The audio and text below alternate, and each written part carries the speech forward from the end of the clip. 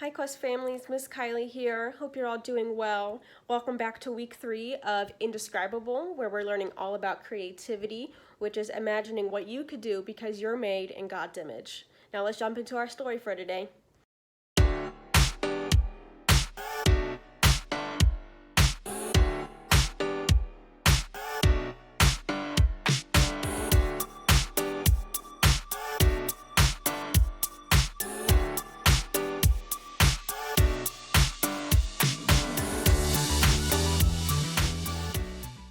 Hey everybody, it's me, Jacob, and today I'm here to talk to you about creativity.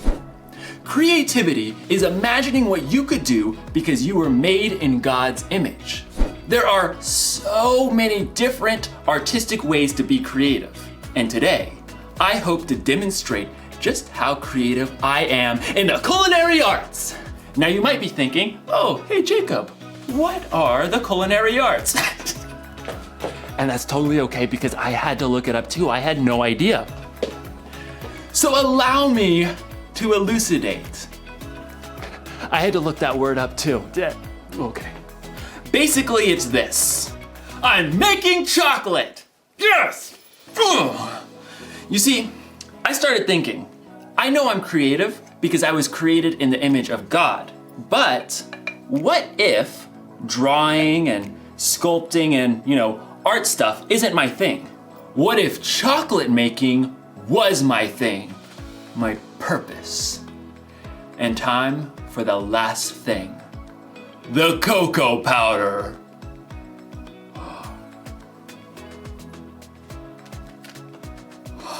In my research, I learned that chocolate comes from a bean that grows from the cacao tree, which technically means that chocolate's a vegetable. True story. Oh, this looks so good. Bon appetit. That is so good. I think I've really discovered what my purpose is. Chocolatey goodness. It's like in today's story. God had a purpose for a woman named Esther, and you're going to find out if she discovered her purpose before it was too late. Time to check the old recipe book. Oh, let's see. Chill for 4 hours. Chill for 4 hours. No, I'm kidding, obviously. It means to put it in the freezer. Just, duh. I had to look it up. And I spent 2 hours in the freezer before I realized that it meant the chocolate and not me. So, see you soon. The Bible. It's 66 books of history, stories, letters, and poetry that fit together to form God's one big story. The epic adventure of how He created us and loves us so much that He made a way to rescue us. As we travel through the Bible, from Genesis to Revelation, we discover people who met God and found their lives changed forever. Now, for an amazing story. Inspired by the Book of Esther. Esther was the queen of Persia. Wait, what? Queen? Esther didn't become queen in the usual way. See, her father wasn't a king, and she wasn't from a noble family. It's just me and cousin Mordecai. In fact, Esther was Jewish. Many of God's people had been captured and brought to Babylon when their home, Judah, was conquered. Then Babylon was taken over by Persia. So Esther grew up in a land that wasn't her own. When Esther's parents died, her cousin Mordecai raised her as his very own daughter. Always remember what our scriptures say. Love the Lord your God with all your heart and with all your soul. Love Him with all your strength. One day, a new king named Xerxes came to power in Persia. He was so impulsive that he actually fired his queen, Vashti, simply for refusing to show up at a wild party. She will never see me again. When Xerxes had finally calmed down, he had realized he now had no queen. I have no queen. He would have to find a new one. I must find a new one. So the king decided to hold a contest. He ordered his officials to gather the most beautiful young women in the land and put them through an entire year of beauty treatments. Esther was one of those girls chosen. Cousin Mordecai, what do I do? Don't tell anyone you're from a Jewish family. I have chosen my new queen. Drum roll. My new queen is Esther. Me? Assume the queenly royal crown. I might have to resize it. Just as Xerxes had so impulsively switched queens, he also promoted a royal official named Haman higher than all of the other nobles in the kingdom. Bow to me, you fools! Haman was delighted when all of the officials outside the palace bowed low before him. When he discovered that Mordecai refused to bow, he was enraged. You have to bow! Somebody make him bow! Haman was so angry. He made a plan to destroy not only Mordecai, but all the Jews in the land. He laid it out for the king. Your Majesty, these Jews live differently than everyone else. They don't obey your laws. Fiddlesticks. That's just wrong. Precisely. Give the order to destroy them. Consider it done. Xerxes agreed to the terrible decree. Messengers took the letter all over the kingdom. Hear ye, hear ye. On the 13th day of the 12th month, all Jews are to be killed. Hear ye, hear ye. When Mordecai and the other Jews discovered the horrible news, they dressed in rough clothing and wept bitterly. Mordecai sent a message to Esther in the palace, telling her what Haman had done. You must ask the king to save our people. Esther was devastated. She sent a response to her cousin. No one can come before the king unless he sends for them.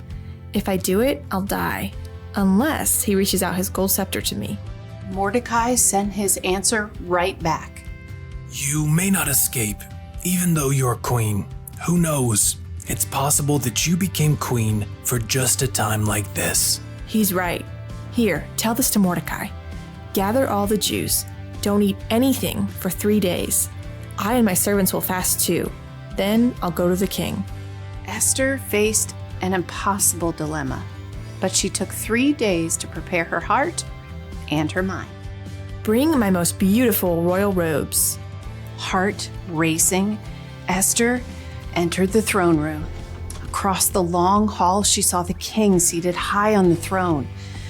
Breathless, she waited for him to see her. Please, please, please. The king looked up, his dark eyes locked on Esther's face. And then he smiled. He reached out his golden scepter. Thank God. What is it, Queen Esther? I'll give you anything, up to half my kingdom. Esther could have made her request right away, but she knew she would have a better chance if she made the king curious. King Xerxes, if it pleases you, come to a feast I prepared today. Oh, and bring Haman. Consider it done. Esther created an elaborate feast for the king and his number 2 official. Look at me, you peasants, invited to the queen's banquet. At the meal, King Xerxes once again tried to discover what Esther wanted. I'll give you anything, up to half my kingdom. Once again, Esther held her ground and waited for the perfect moment. I'd like you and Haman to come to another feast tomorrow. Then I'll answer your question. The king agreed, and Haman spent the whole evening bragging to all of his friends. You guys, the queen thinks I am the bomb. But the second feast was a different story. As before, Esther prepared an incredible meal. Both Haman and the king were quick to dig in. What do you want me to do for you? I'll give you up to half my kingdom. Esther took a deep breath. Something told her this was the right moment. Your Majesty, let me live. Please spare my people. We have been sold to be destroyed. Haman paled and choked on his fillet. But the king's face flushed red with rage. Who is the man who has dared to do such a thing? Esther turned her gaze on Haman. Haman is the one. In a panic, Haman threw himself at the queen. Totally didn't mean it. Please, please, please let me live. You dare attack the queen? Take him away. That very night, Haman was killed, and the king created a new order that would allow the Jews to be saved. We will celebrate this day with great joy. God had given Esther a surprising position in a foreign nation, and when the time was right, she would use all she had been given to save her people.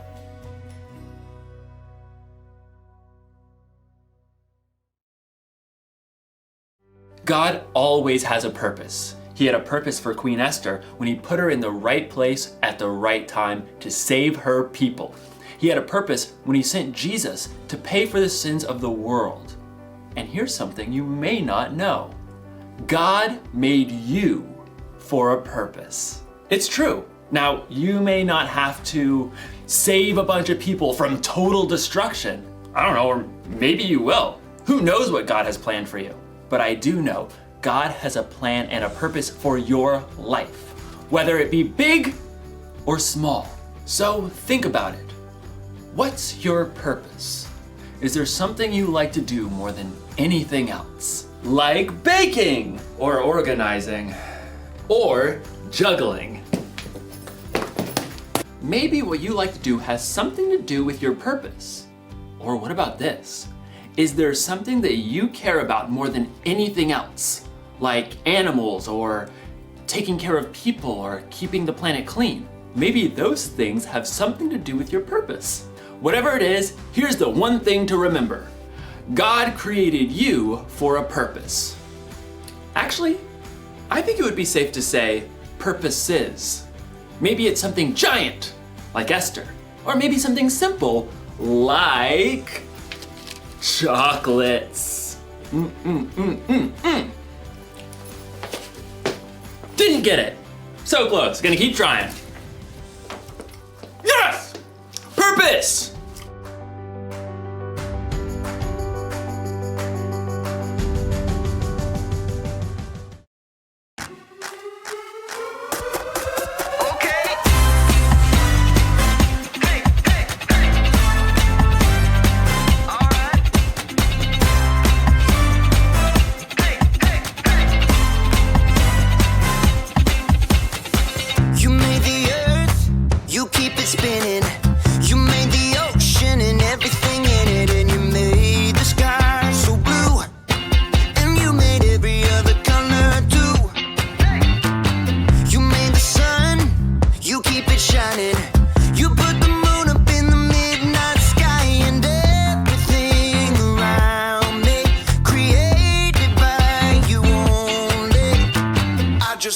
I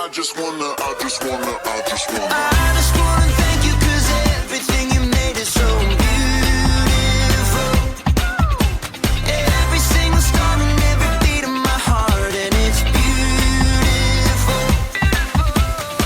You made my feet, you made my hands, you made me sing and you make me dance, 'cause your love is all around me, and your love is so astounding. I just wanna thank you 'cause everything you made is so beautiful. Every single star and every beat of my heart, and it's beautiful. Here we go, break it down, now. Everything you created with your imagination is wonderful and good. Wonderful and good.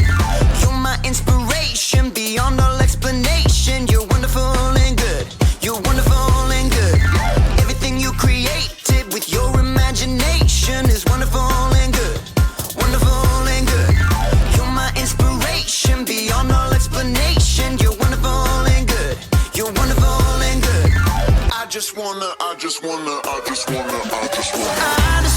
thank you 'cause everything you made is so beautiful.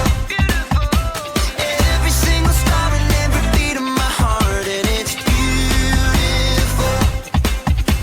I just wanna thank you 'cause everything you made is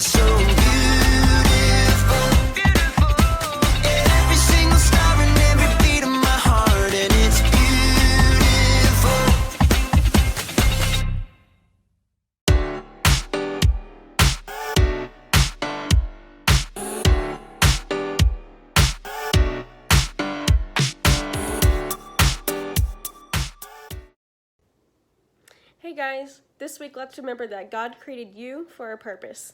See you next time.